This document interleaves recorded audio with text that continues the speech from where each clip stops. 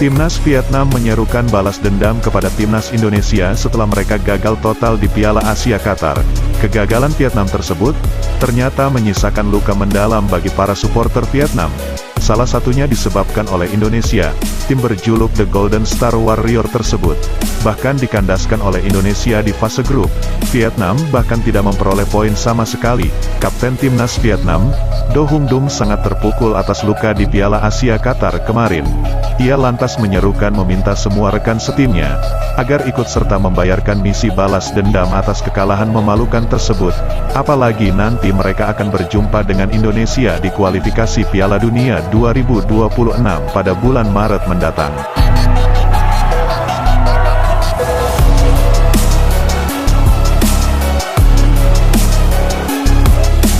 Berikut seruan Kapten Timnas Vietnam Do Hung Dum. Sekarang saatnya kami sangat menantikan bulan Maret. Tidak ada yang lebih baik daripada Vietnam melunasi utangnya pada Indonesia, kata Do Hung Dum. Kegagalan baru-baru ini adalah sesuatu yang tidak diinginkan siapapun. Kami akan terus ingat, mengapa kami bisa kalah dari mereka. Bulan Maret ini kami akan siap menghadapi mereka lagi, di hadapan sorak-sorai puluhan ribu penonton. Mari bertarung dengan semangat yang lebih kuat dari sebelumnya. Itulah ungkapan penutup Do Hung Dum.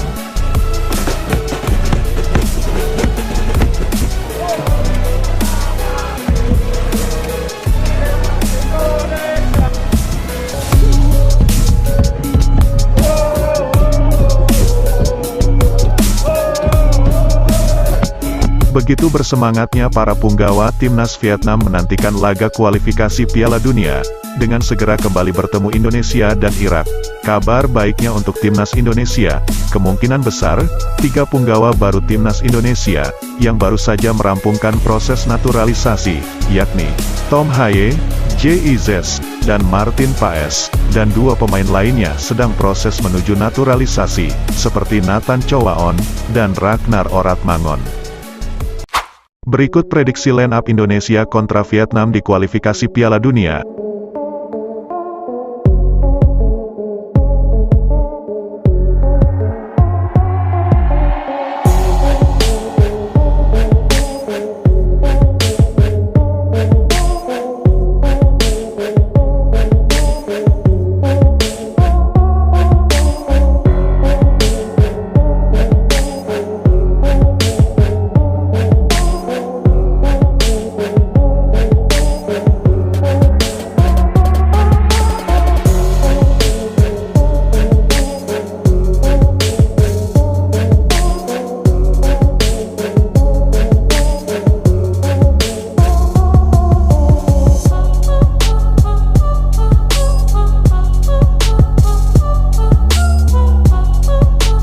Akan ada tambahan 5 pemain naturalisasi grade A termasuk Hairo Readewal, Ole Romeni, dan lainnya, untuk dipersiapkan menghadapi Irak di Gelora Bung Karno pada bulan Juni mendatang.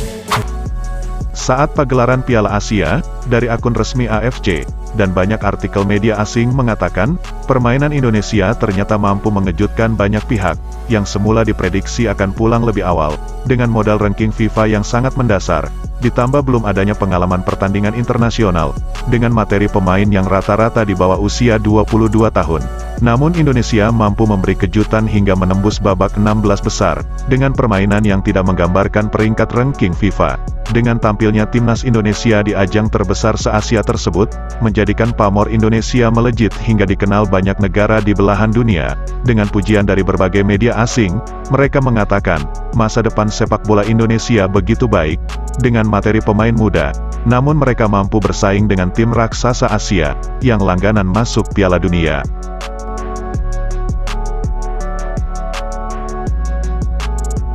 Diketahui, saat ini PSSI sedang menyelesaikan proses naturalisasi sejumlah pemain keturunan yang berkualitas Eropa. Hadirnya tambahan pemain naturalisasi tentu menjadi kabar buruk bagi Vietnam. Sebelum ketambahan pemain berkelas seperti Tom Haye dan lainnya, Vietnam sudah dibekuk oleh Timnas Indonesia. Ditambah lagi, media asal Vietnam tersebut mengungkapkan, Timnas Vietnam akan semakin kesulitan untuk menghadapi permainan Indonesia di kualifikasi nanti. Berikut ungkapan media Vietnam The Tao, ini akan menjadi 2 pertandingan yang sangat sulit untuk Vietnam. selain karena Indonesia tengah berada di titik kepercayaan diri yang sangat tinggi usai tampil mengesankan di Piala Asia.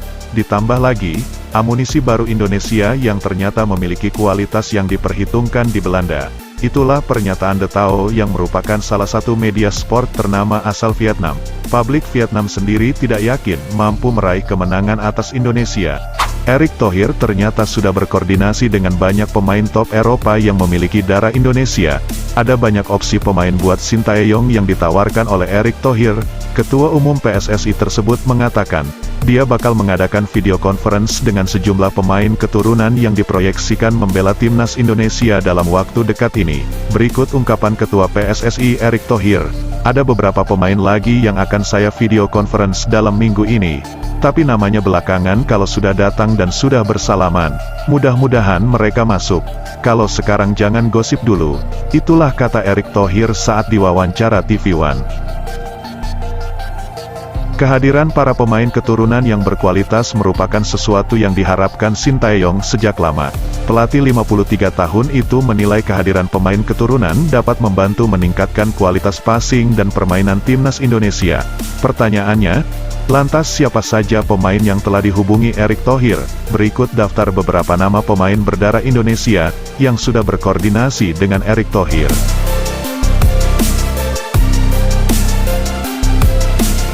Yang pertama, Mason Mount, posisinya sebagai winger, di klub ternama Liga Inggris, yakni Stoke City.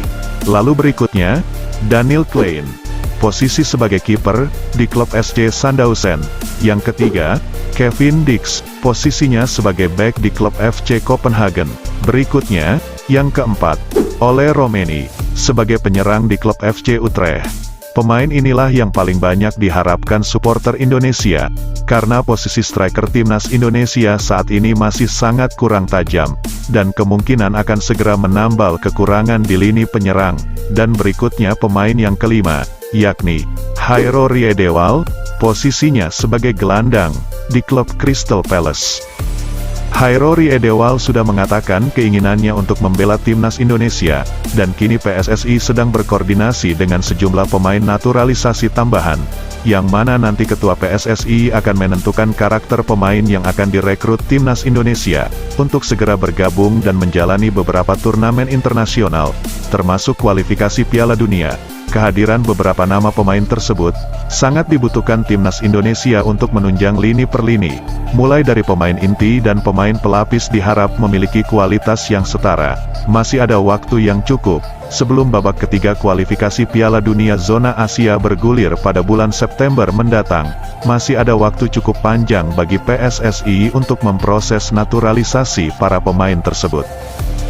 Selain tambahan 5 pemain berkualitas seperti Jairo dan lainnya, PSSI juga sedang dalam proses menaturalisasi 4 nama pemain, seperti Nathan Chowaon, Tom Haye, Ragnar Oratmangun, dan Martin Paes. Nathan Cho dikabarkan sudah menyelesaikan proses, tinggal mengambil sumpah warga negara Indonesia atau WNI, dan proses peralihan federasi, dari Federasi Belanda KNVB pindah ke PSSI. Sementara Tom Haye dan Ragnar Oratmangun akan dirapatkan di Dewan Perwakilan Rakyat, pada awal bulan Maret ini. Setelah itu, kedua nama tersebut, Tom Haye dan Ragnar Oratmangun sudah siap bergabung skuad timnas Indonesia, untuk menghadapi Vietnam di kualifikasi Piala Dunia pada tanggal 21 dan tanggal 26 Maret tahun ini.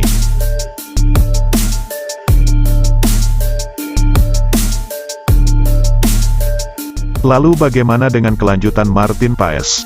Berhubung dia sudah sempat memperkuat timnas Belanda U21 pada 2020 lalu, proses naturalisasi Martin Paes sempat terkendala, namun langkah itu masih diusahakan dengan segala kebijakan dan pertimbangan.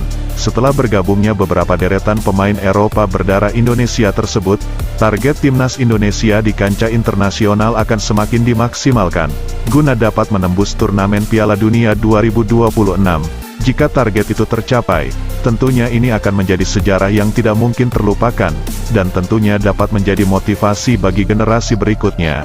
Bagaimana pendapat pribadi Anda, dengan langkah PSSI dan Sintayong tersebut? Akankah target Piala Dunia tercapai? Ataukah hal itu masih sebatas angan-angan? Silahkan beri masukan kalian.